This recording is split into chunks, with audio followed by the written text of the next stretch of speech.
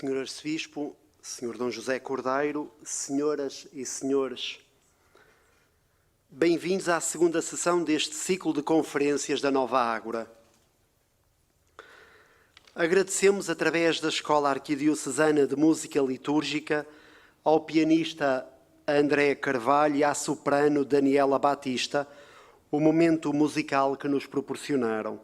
Interpretaram 2 momentos, Die Nacht de Strauss e Vidit Sum de Pergolesi. Na semana passada, o nosso olhar dirigiu-se para a ética do cuidado. E tivemos a alegria de aprender com a jornalista Maria Luísa, os médicos Isabel Galriça Neto e António Maia Gonçalves. O painel foi moderado pelo professor Paulo Mourão. É importante irmos lembrando e irmos fazendo alguma escola.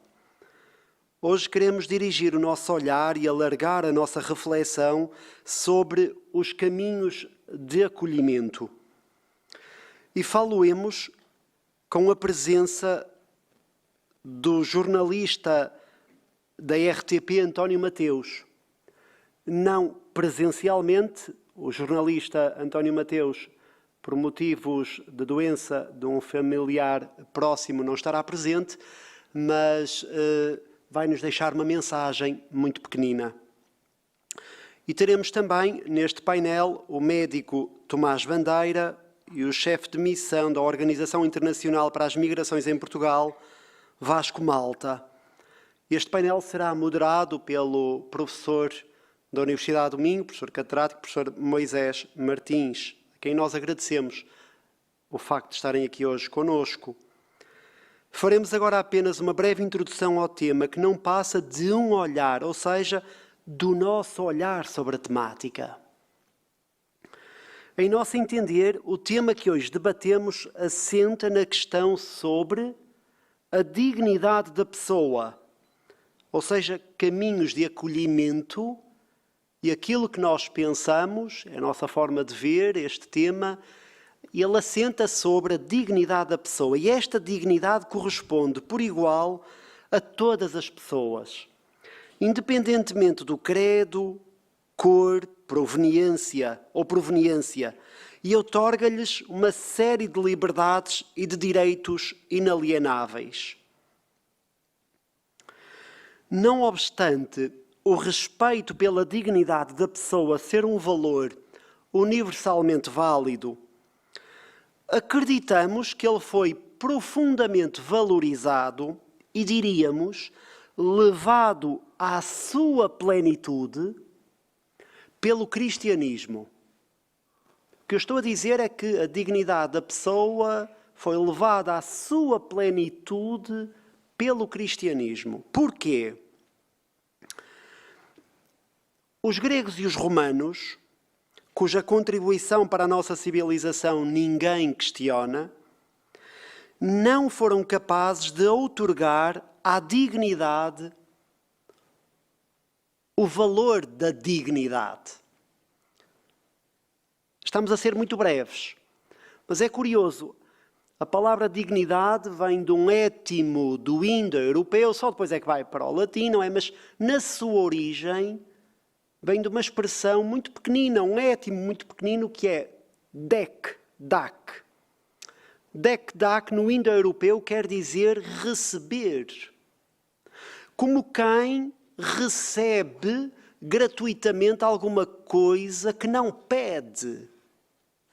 E a dignidade é precisamente assim. Nós recebemo-la sem a pedirmos em boa verdade. Os gregos submeteram a pessoa às instituições, tornando-as substanciais. Ou seja, as instituições eram mais importantes que as pessoas. E os romanos fizeram de Roma a cidade eterna, de modo a que os seus cidadãos a tivessem que servir, e não o seu contrário. Ou seja, em boa verdade, a pessoa nunca esteve no centro. A nosso ver, só o cristianismo reconhece que a dignidade da pessoa é irredutível. Ou seja, Não há pessoa sem dignidade, pelo que não se lhe pode ser arrebatada por ninguém. Nós não podemos chegar à beira de uma pessoa, por mais bebé que seja, que esteja no ventre materno, ou por mais idoso que seja, e dizer-lhe, a partir de agora, vou-te retirar a dignidade. Não podemos. Ela não pode ser arrebatada por pessoa ou por instituição. A pessoa é digna por natureza. Cristo, quando veio ao mundo, revelou-nos que todos somos filhos do mesmo Pai. Quer dizer que Deus é o Deus de todas as pessoas, dos que fogem das guerras, dos que lutam por uma vida mais digna, dos que procuram noutras paisagens o melhor para os seus filhos, dos que galgam montanhas e mares à procura de paz. Deus é o Deus de quem se põe a caminho. Ora, agora vem aquele raciocínio que nós já conhecemos. Se somos filhos do mesmo Pai, somos todos irmãos. E ao partilhar a mesma filiação, revela-se que somos companheiros da mesma viagem.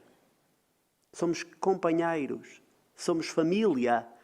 Como diz o Santo Padre, não somos vizinhos, somos de facto irmãos. Esta expressão é muito bonita do Papa Francisco. E ele mostra-nos, Cristo mostra-nos, que partilhamos a mesma ossatura interior, o mesmo barro e a mesma dureza. Somos duros, mas simultaneamente frágeis.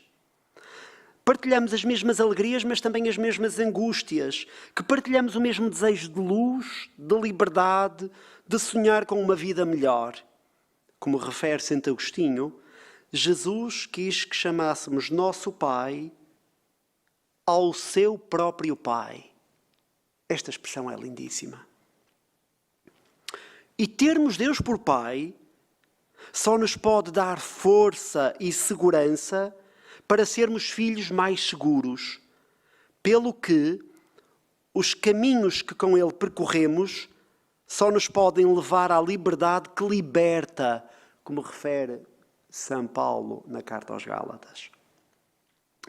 Creio que sem esta compreensão da dignidade humana, ou seja, sem situarmos bem esta questão da dignidade humana, assente nesta fraternidade que a todos nos une e que, como refere o Papa Francisco, abro aspas, é a âncora de salvação para a humanidade, fecho aspas, não teremos capacidade suficiente para uma autêntica união de povos.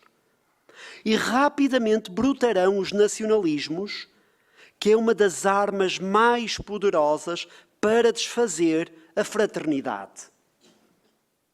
Não é possível, a meu ver, então, falarmos da união, da comunhão, da comunidade, de sociedade, no sentido de união de pessoas, se porventura não trabalharmos a sério a questão da dignidade da pessoa. Temos de aprofundar a nossa vocação para o acolhimento, para sermos capazes de acolher, como o fez conosco, para quem tem fé, o bom pastor, correndo ao nosso encontro. Quer dizer que o ato de acolher pressupõe, estou quase a terminar, cinco ideias. Possivelmente ali o Dr. Vasco, não é? O Dr. Tomás pensarão coisas diferentes, mas para acolher pressupõe 5 princípios. Primeiro, a abertura a Deus. Há muitas pessoas que acolhem e podem ser agnósticas, ateias, mas quem acolhe com Deus no seu coração tem a obrigação de acolher com caridade, que é, como se refere na Fratelli Tutti, o dinamismo que Deus infunde. Aquela ideia, então, eu tenho a obrigação de acolher bem. Deus infundiu-me a caridade no meu coração. Quem assim acolhe, 2, cria relações de confiança. Se eu acolher bem, automaticamente estou a criar relações de confiança com os outros. Relações de abertura, e essas mesmas relações vão sendo partilhadas com outras pessoas, dando origem a movimentos de segurança e de alegria de viver. Então, quando nós acolhemos bem, criamos aqui uma onda positiva, não é? Uma onda de amor, uma onda de alegria, uma onda de confiança. Acolhemos e somos acolhidos simultaneamente. Acolhemos aqui alguém e se chegamos a outro país também somos acolhidos por alguém diferente de nós. Esta confiança que se vai gerando. Por sua vez, este processo de abertura de acolhimento gera, terceira ideia, transformações interiores em cada pessoa que acolhe e é acolhida. Quer dizer que nós, quando acolhemos alguém no nosso espaço, na nossa casa, onde trabalhamos, etc. Quando acolhemos, estamos a gerar movimentos interiores. São as nossas vísceras que estão a ser trabalhadas. Estamos a acolher alguém. Não é? É a nossa alma que está a abrir-se. Há pessoas que mudam radicalmente a sua vida para ajudar a tornar este mundo uma casa mais justa e mais próxima, onde todos tenham espaço para uma vida digna. Sempre que morre alguém a atravessar os nossos mares, ou sempre que alguém nos pede uma mão à procura de uma vida melhor, mais justa, mais autêntica, não podemos esquecer que as estatísticas não sangram. Não é? Nós, quando lemos estatísticas, trabalhamos estatísticas, apresentamos estatísticas, elas não sangram. Elas são palavra morta, são números mortos ali, podem representar, mas elas não sangram. Quem sangram são as pessoas. Pelo que é preciso dar um salto para fora de nós. Esta é a última ideia, não é? Então, a partir do momento que se gera movimentos interiores de transformação da pessoa, a pessoa naturalmente fica mais desperta, mais disponível para a vida. E ao fazê-lo, ao abrir-se, como refere a Fratelli Tutti, começa-se a conjugar 4 verbos. É a Fratelli Tutti que os cita, não é? O primeiro é logo acolher, ou seja, quando a alma se transforma e se abre, conjugam-se 4 verbos. O primeiro, acolher. Caminhos de acolhimento, acolher. Segundo, proteger. Quem acolhe, e acolhe de coração verdadeiro, protege. Terceira palavra, promover. Quem acolhe e protege, também promove. A quarta palavra, e que eu creio que é uma palavra muito próxima do Dr. Vasco, é a palavra integrar. Então, quem acolhe e protege, promove e integra. Termino. Neste contexto, acolher, como diz o Papa Francisco, significa abrir a porta da casa e do coração. Muito interessante, não é esta ideia? Acolher é abrir a porta da casa e do coração. É isso que queremos suscitar esta noite, em cada um de nós. Por isso, obrigado por terem vindo. Passo agora a palavra ao professor Moisés Martins, que é a pessoa quem vai moderar este painel. Obrigado a todos. Boa noite.